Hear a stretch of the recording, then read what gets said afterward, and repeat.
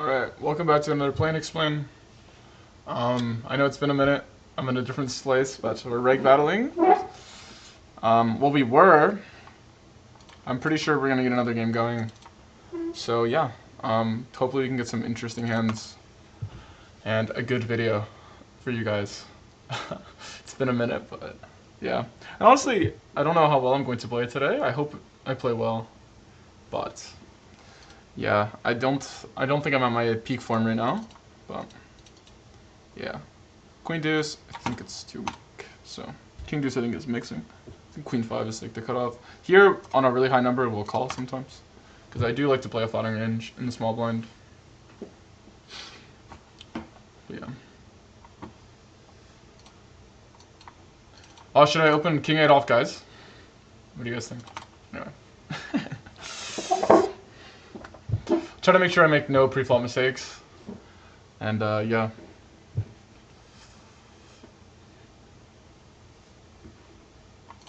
Ryan with the 2, 4, 5. I guess he's just this good. Playing the reg size. I'm just the amateur playing 2.5.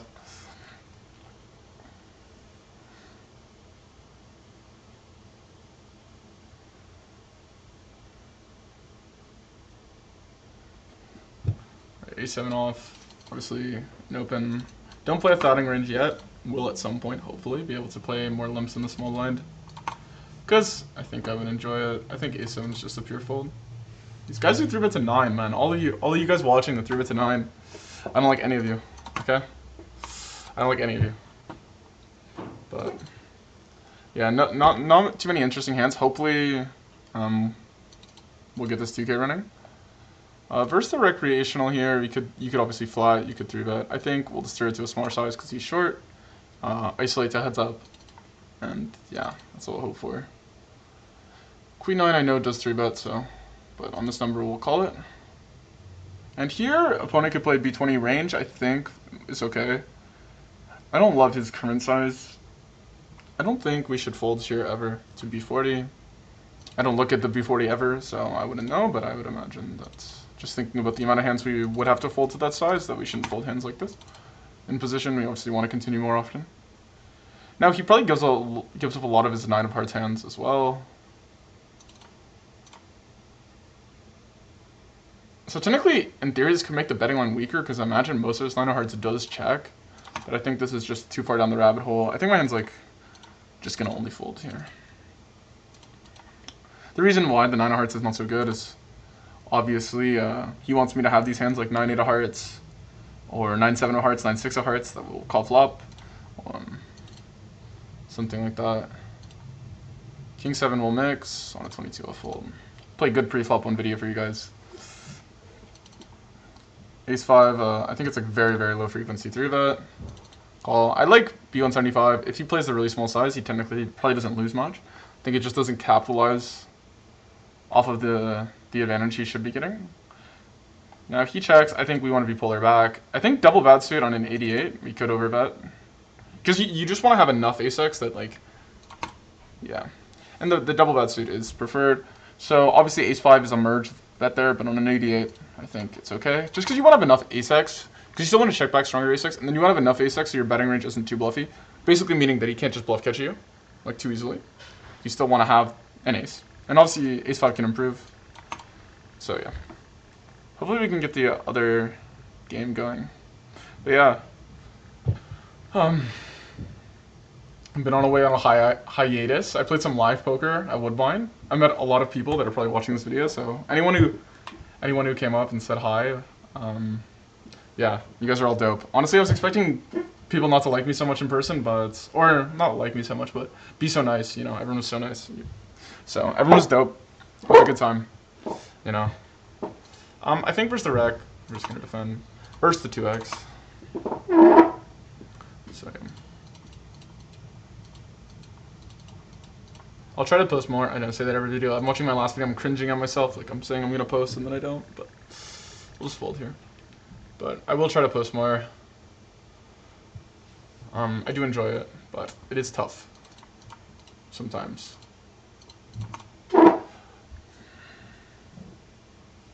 Okay, we'll look at the spot here. So he overbets river, which is kind of the most. It's just blatant MDAing the guy or something. I think I'm just gonna stick with the normal game plan. I don't really remember if the ace deuce for sure is a 3-bet, so I'm just going to. Cause I'm pretty sure it's like. Okay, so he 1/3. I don't love 1/3 on the size. I get why he plays it. It's not particularly bad. It just might not leverage the advantage he has as much as he could with another size, if that makes sense. Not that any hand betting a third is going to be so bad. So we're gonna call. Here, I think we reopened for probably a bigger size. I mean, you could play half pot as well. I think queen deuce will roll because it could be just like an airball bluff. I think I want like a higher number. Because if I do bet a hand like this, the odds that I'm tripling or continuing very aggressively is super high. So if I bet a hand like this too often, because it's very low equity, like it doesn't have much equity, so it's not going to ever really become a made hand. It kind of is more, like let's say I bet 10-9, I can easily give up 10-9 because 10-9 is not such a bad bet if the guy calls. If I miss the run out, it's whatever, you know. Like I'm kind of betting, I'm pushing my equity. Whereas if I bet a hand like this, all right, we'll fold the ace-10. Okay, now I'm thinking exploited. I just feel like we should just bet equity here. I mean, it's not such a bad bet, but we're just gonna check twice. And probably river bet the hand. Could showdown, honestly. I mean, yeah, I don't love the way I played this hand, but I don't know. I didn't roll a particularly high number. Basically what I'm trying to say is anytime you bet a low equity hand, like let's say you bet 5-4 on a king high board, like let's say it's like king 10-9 and you're betting 5-4 or something, in position, your hand is likely going to be very aggressive on future runouts. And the reason why you're going to bet a hand like this is because you need bluffs on certain runouts where all your draws basically get there. So like let's say if I'm betting only equity there, well then I'm not going to, I'm going to need bluffs, right? On certain boards, like a queen, you know, especially if it makes a 4-card straight ever. You know, on a queen I'm gonna need bluffs, you know, on stuff like this. Not really a queen, because I'm talking about queen deuce, so let's just say on a 10, almost everything gets there on a 10. Either I hit middle pair or I have a bluff, or my draws get there. So on a 10, I think here we're just gonna mix. It's kind of like an okay value bet. So I would say like king jack and king 10 would be better checks. Because king queen, obviously have the luxury of being able to value bet. But on a 6, we'll check. I could just pure bet this and then check the others for like the logic. Because in my opinion, you don't need to be too, like as long as you hit your frequencies, you're okay. So if you just want to go like, I guess it's more of a Doug Polk logic, which is just check the better hand. And then just, and then bet the better hand, like that's a better bet in theory, and then check the other one. You know, but 9-6, I'm sure you could 3-bet sometimes, but here reopen. I'm just gonna go with the simple thought process of flop size equals turn size in the check node, which on most, this thought process applies most of the time. Like if you're ever confused on what to do in the delay, just copy your flop size, assuming the turn doesn't change too much. It's pretty much an easy, simple heuristic because you're supposed to be mirroring your range to the point where you're all pretty much balanced. So, and here we're gonna roll. We're just gonna call. I'm gonna be tank forever. I'm talking about other stuff. That tanking does, I could easily be tanking with pocket 8s here, pocket 7s, thinking should I raise, should I call, so it's not so bad. Here we're going to raise or fold. I kind of like the idea of just raising. I don't know if I believe this size too much. I don't know what he actually plays in theory, so we're going to raise, fuck it. I'd probably rather raise 9-6 of diamonds, or 9-6 of clubs. But then again, blocking queen 9 is okay. Blocking jack 9 doesn't really matter. I don't think he bets jack 9. Blocking 9-8, same reason. That being said, like spades would be probably not so good. Get the fold. So what is action here? I'm out of it because I'm recording. I don't know why these guys aren't sitting me at 2K. Am I too good or?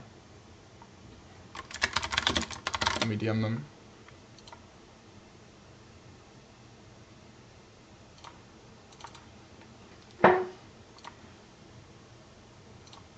Alright.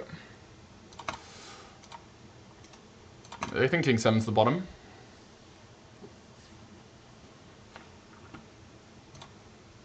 So Dan's doing the real G thing and playing heads up, or what?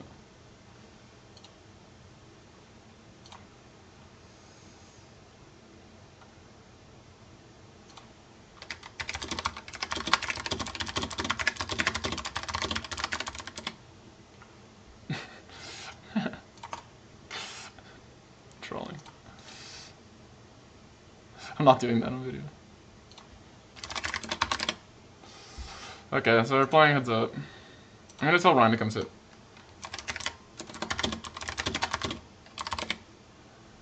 $84, we're gonna 3-bet this in.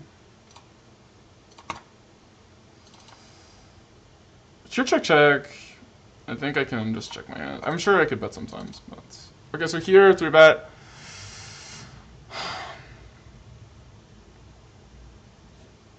No club is not so good. I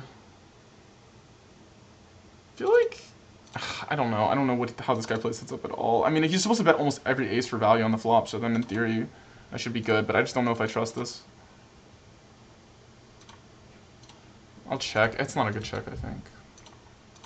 I like to play... I could just range B20 here, probably fine. King 8, we'll call sometimes.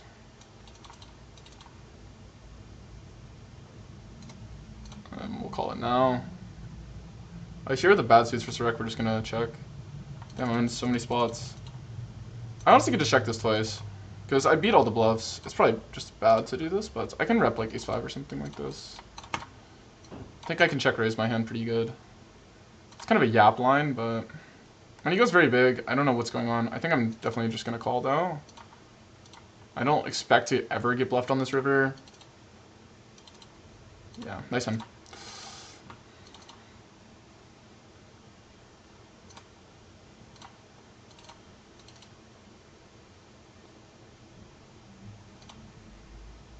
Damn, I'm having a tough time recording and playing.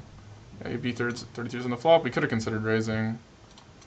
You can consider raising in the delay. I do feel like this range is so strong here when he bets.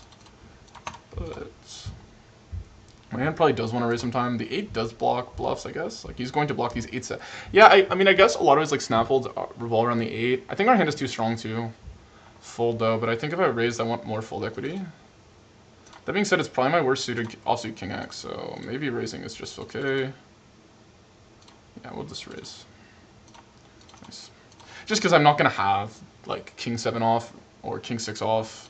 So, yeah, the 8's bad, but the 10's bad, the Queen's bad. So, I mean, everything's bad. I should just raise sometimes. And B33, B75. It's bet, check, bet. His line is, like, kind of credible, I guess.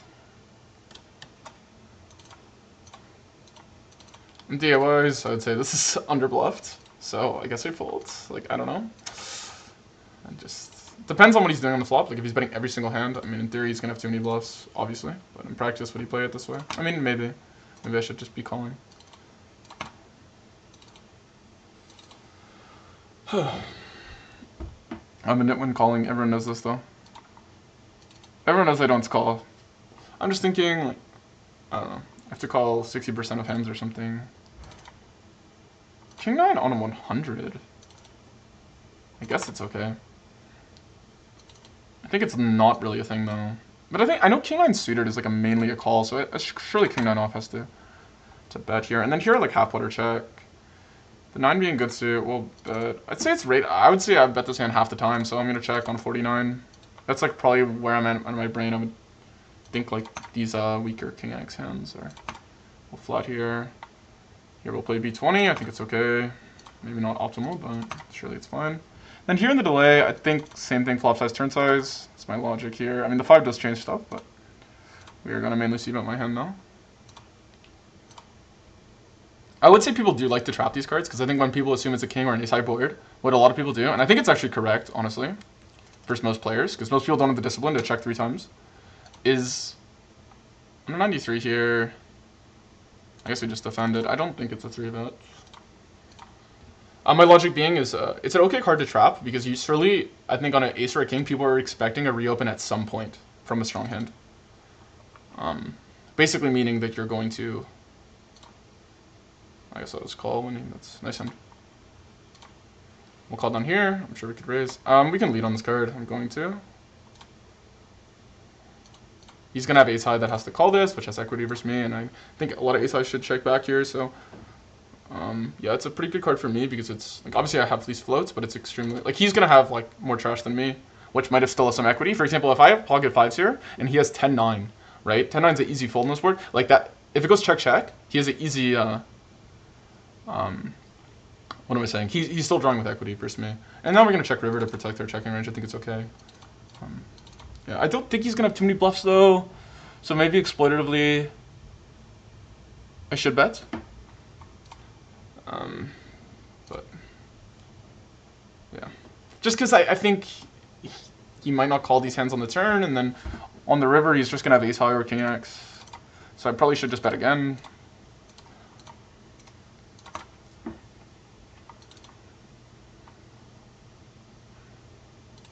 B40, man, I'm clearly the loser at this table, really. These guys are set 2.45.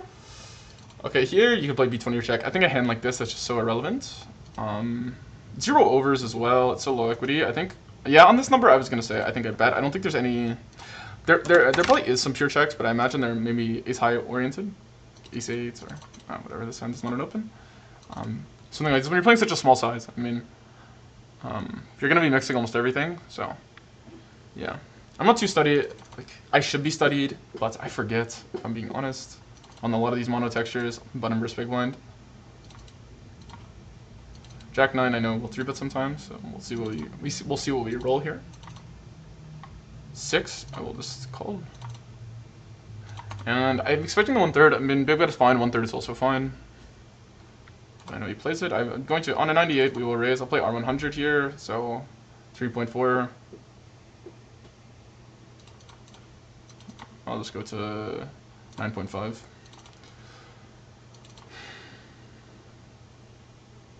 Been raising a lot, I guess. And here on a 12, I think the 9 of diamonds is not so good, right? My equity is low, and I rolled a 12. I can't imagine this being a pure bet, so I'm just gonna check. 9 of diamonds is not so good. It's not so bad, but. We rolled low. Normally this hand will 3-bet like 70% of the time, but we didn't roll it now, so we're just going to call. And dice hand. His reopen is probably fun.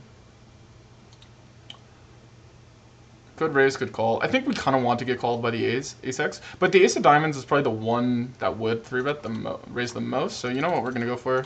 The small raise here on a 70. 70 with the ace of diamonds. I think it's fine. Yeah. I mean, in theory, if he calls every ace, then maybe the ace of diamonds is actually less good.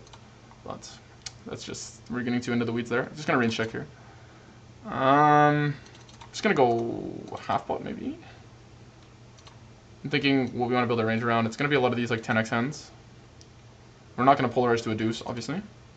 So just go half pot. Could check back, but I don't know. Well, I accidentally used my time bank. On a 5? Does this hand fold? I'm trying to remember. I'm gonna fold on a 5. I'm pretty sure. I don't know. I'm rusty with my pre-flop, but does this hand fold is the question. By this I mean I play flats, so I don't think it does. But whatever. I don't think it does. So I'm not too happy with this, but we'll check after the session, where I will. I don't know if you guys are too interested in that, but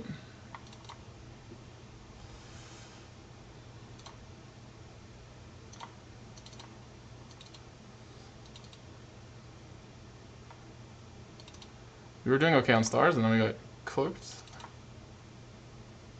7-5. I believe it's just a fold. I'm on 100. I know like 5-3 and stuff calls, but I think this is deeper. Alright, BBB. I mean, on the rainbow board, I think I can simplify to 1.2. But I can't bet less than that. Alright, let's go 25%.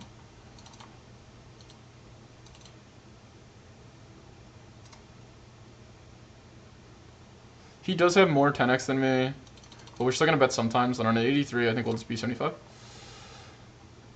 If I had the queen of spades, I think I would check more. I'm going to fold this. I rolled the number technically to 4-bet, but I think I've just been a little crazy.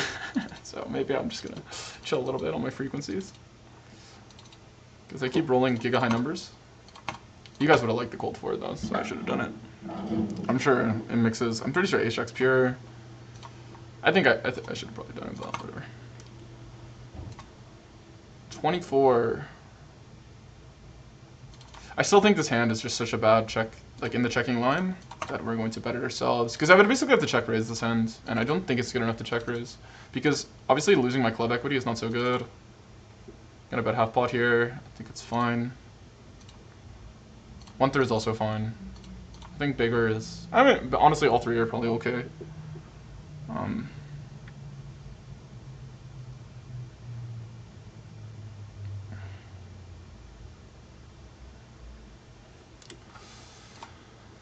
Okay, I need to think if we bluff this spot or not. I think if we bet, we play two sizes, I think I would put this in the B75 category. But I feel like my blockers are not so good. I still think I'm just going to B75 my hand. I don't know. My opponent is a little bit on the trappier side when he plays, so I'm thinking maybe he's not raising turn enough, therefore bluffing river is simply not profitable. Also, he's a big caller guy, as we see here. I mean, not that his hand is such a bad call, but I'm sure it's okay. But if he's range calling all these types of hands, when he's called twice, I mean, he needs to have the... When he calls twice, he needs to fold stuff on the river, and if he doesn't have any snap folds, I mean, it becomes really unappealing to bluff. But, you know, I will bluff sometimes. I'll just give him the man his money, you know. Checking back 10 high there seems too bad. I'm sure I didn't play perfect, but... Also interesting to note that his hand was a high frequency 3-bet. Obviously I had it earlier. I play big bet, so I don't bet turn, and I kind of like to play big bet on the turn as well, so I'm just going to play really defensive.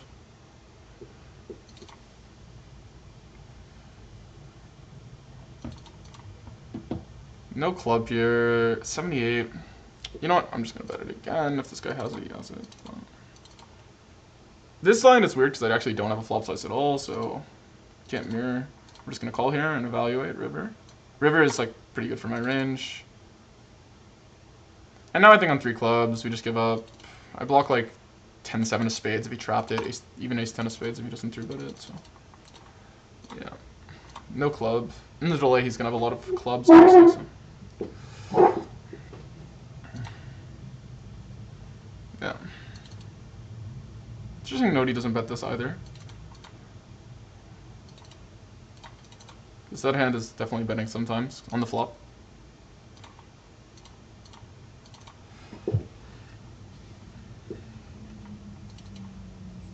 Yeah, this 10-8 hand, I mean, it's one of those spots where I would say if you guys are playing in your pool, I would not bluff this river too much, unless you know. Just because it's probably... But I just bet stuff like this because... playing higher stakes versus good players. And I have to bluff something, and I figured this hand is okay. It's kind of my idea here. I block queen 10 off with the 10 of clubs. Like, he's not going to have queen 8 off or lower clubs, and higher clubs is also, I'm blocking these hands that might float flop, that call turn, that fold river. So, I think it's okay.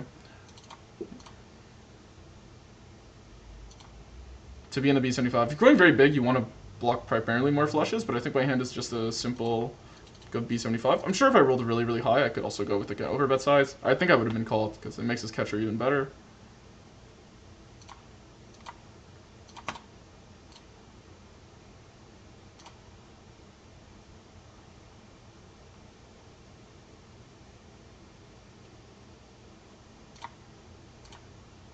Alright, we're going to come into cold 4, we'll go to 21.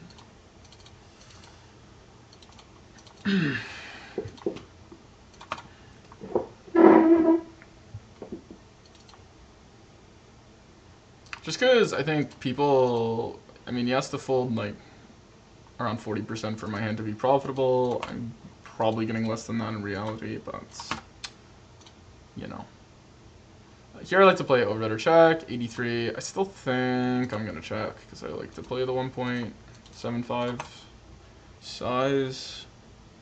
I think if I had the 9 of spades, I would bet because my checking EV is naturally lower because I would like to fold out these hands like 9-5 suited and stuff that basically have no implied odds versus. I'm just going to B75 in the delay line though. I think it looks so bluffy that I'm hoping I get paid. Oh, whatever, he just has nothing. Just because it looks like I just have ace jack, and I'm like, ah, fuck it. 6-5, I believe, defends. So. And we are going to lose this hand. Easy bets. Go to 24 bigs here. And here, even though we have the 5 spades, I still think my hand is likely not a call. Basically range fold on every turn in the deck, so that's never a good sign.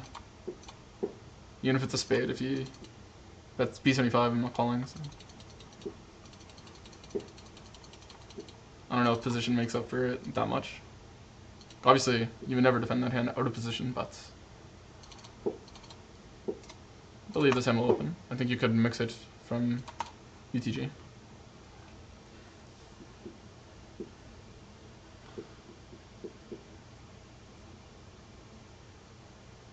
Ace deuce. I mean, he has like infinite more 3x than me. I think my hand is like probably a better bet though than check. I think ace deuce specifically really unblocks a lot of folds. Even more than like 4x. Like I think 5-4 spades here, for example, is not like fist bumping. And on the turn here, I'm just gonna triple barrel my hand likely, unless a heart comes. I also block ace 3 suited and deuce 3 suited. I believe he defends deuce 3 suited, so it should be relevant. I doubt he folds it. Is my thought process to 2x.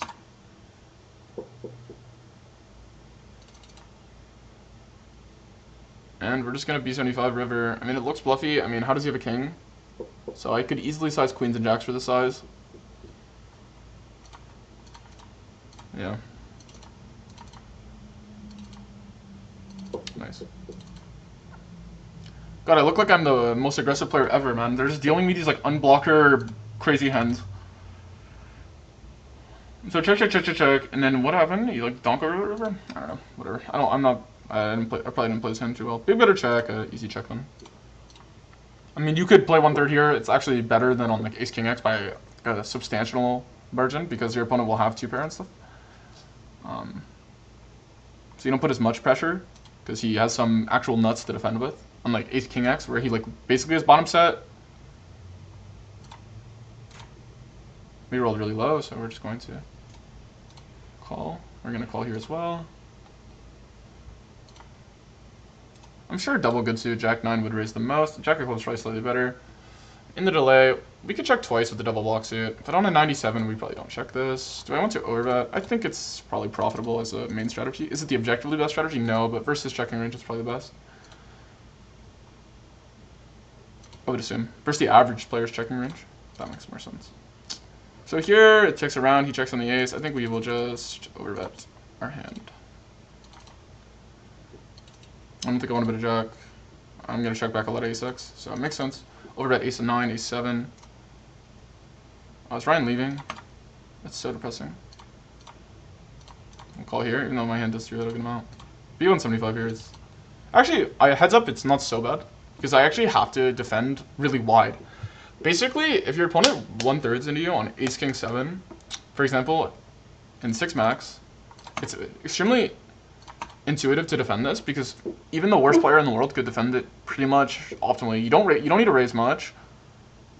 You call all ace x, you call all king x, you call all pairs. You basically call all pairs, and then you like mix fold, and then you call your draws. I mean, it's extremely easy, and you don't need to raise. You know. Versus the overbet, your opponent's indifferent with top pair, he's indifferent with middle pair, he's indifferent with bottom pair. You know, it requires a lot of, he's indifferent with draws. It requires a lot more skill for your opponent to navigate. But heads up, there is some skill because your opponent actually can't just call ace king set. He has to call defend weird hands like queen 8 off and queen 9 and some like jack 9 backdoor flush draw, stuff like this. So some random suited hands with backdoor flush draws and stuff like this. So it's not actually as intuitive to defend. But 6 max, it's extremely intuitive, I find. Your opponent can make way bigger errors versus the big size. On other boards, it's not true. Like on other boards, there is true. Like if you play 1/3, people do not raise enough. It's just a fact. So then, or they don't play the optimal raise strategy. And then even the people who do play the small raise strategy kind of get it wrong. They end up with a really shit calling range, and they just make a lot of mistakes that way. So, yeah. But basically on ace king 7, that's the only board where I'll be like other boards I've come around. I'm like, okay, you know, people simplify, I get it, it's fine. Let me try and get some more tables for you guys. But on Ace King 7 or Ace King X, unless it's heads up, because in heads up it still makes some sense. You know, it's not the best strategy, but it's passable. Let's do that.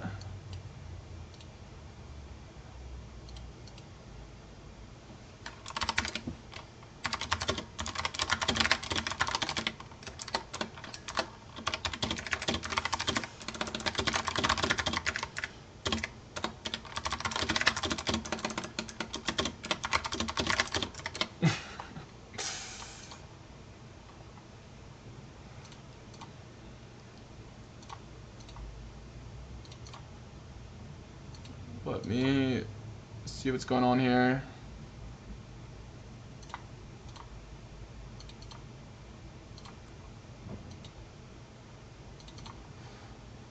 Maybe I can get another 500. I don't know why I'm holding this 2K, guys.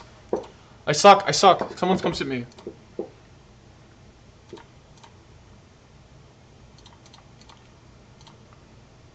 All right, we'll chill with the 3 tables. I'll try to keep talking though, and I'll try to. As I wish I was. On a 10, I still think from the cutoff, there's no way. Or yeah.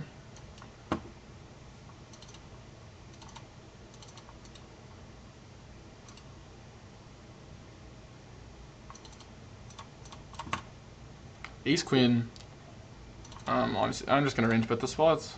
It's fine in position.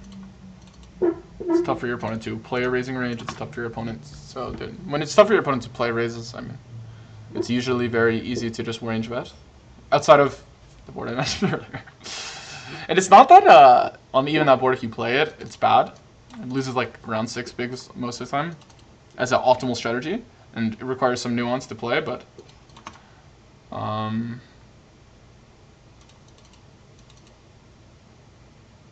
I feel like not blocking a7 here as well. Like I don't know if people really defend this, but I might as well just check it more often. I actually think, okay, deep level blockers, if he has a hand like ace-jack of spades, okay, ace-jack of spades is not going to fold. If he has a hand like ace-5 of spades, maybe, the 5 of spades is objectively not a hand I want to bluff with. Or like maybe the 10 of spades or something like this. So maybe he's more likely to fold these hands. It could be wrong. Guy goes for the 1/3 size. We're gonna call with the diamond.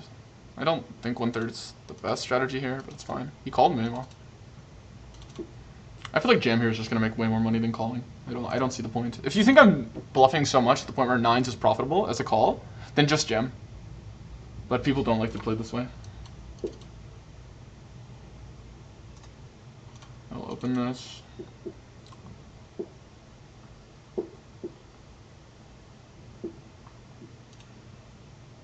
It's a good rule of thumb. If your hand is like close to call on the assumption your opponent's over bluffing, you can just bluff into him. And sometimes people were very aggressive, but they're also, yeah.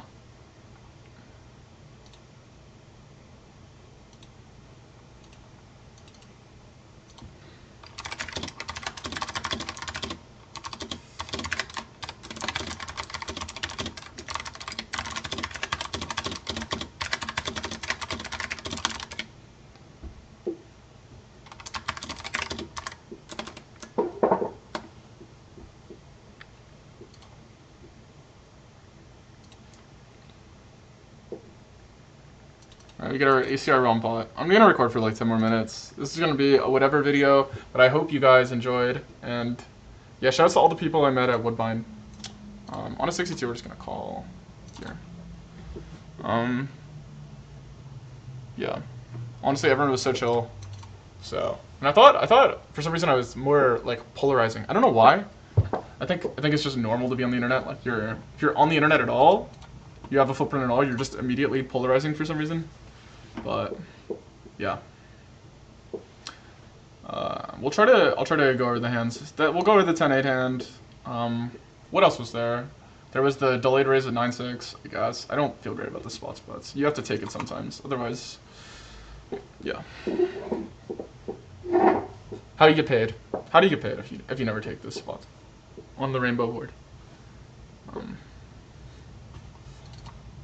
I think the meta is just never pay your opponents off there, so just wait till you have it, because you will have it a good amount. So I think I will call the rec here. I don't think this guy's too big of a rec for what it's worth. But we'll call.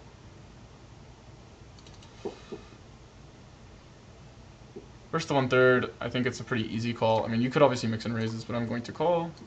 And we do not get a third turn. I mean, in theory, you could like argue like this turn is somehow overbluffed, but I think I'm just not going to call. Because if the turn's overbluffed, the river might be overbluffed, and then what are we doing? Am I going to call down 5s on that board? I don't hate myself that much. I can just fold and tell myself he had ace-king, and sleep.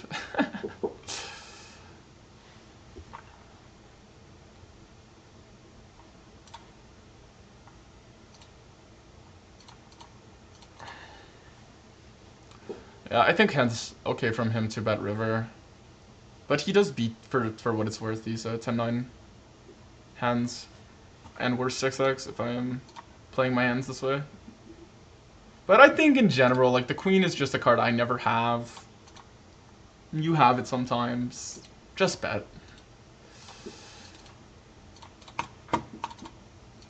In theory, is it so bad? Maybe not. But I would imagine that line is overfolded. Maybe, yeah. In general, the lines where your opponent is scared of your range are generally overfolded, like even earlier, even if you overbluff these lines. Okay, we're gonna call this. It's a BVB hand. He goes to 9, so we call more often. And I think we're gonna raise flop very often. I don't know what the Nash range is to bet flop here. Let's see. Okay, if we're raising 20%, we'd probably want to raise. How much often are we raising versus this size? The 9's okay. It's 10. 7s, 4s. Probably want to raise 20%. On an 88 though, it's no brainer. Basically, I try to think about how often I overall raise the spot. And then usually a flush draw will be 2x this, like roughly. So then, and then you can pick the blockers, right? Like if I have 9-8, I don't need to think so much about this because I can think more, but a random flush draw like king 9, I mean, the blockers are going to be like this, very similar to hands like king 8. Basically all the high-low hands. They might differ from hand to hand, but overall, it's extremely hard to be accurate. I mean, it's definitely doable, but I don't think the EV is not going to be such a big difference. Like one hand might be a pure check, like let's say king 8's a pure bet and a pure like a very high frequency raise, and king 9's never raising. The odds that king 9 loses any EV really for raising is not so high, but you want to get your frequency right. So, yeah, that's what I was trying to think. Like flush draws are gonna usually be 2x the overall raising range. Same with strong value hands, because obviously you just have so many, like you have your folds and then you have your calls, right? But you still want to call it on flush draws, because you don't want to just raise all of them. Because then your opponent's just gonna go Alan Keating around, put you on a flush draw, and you're cooked.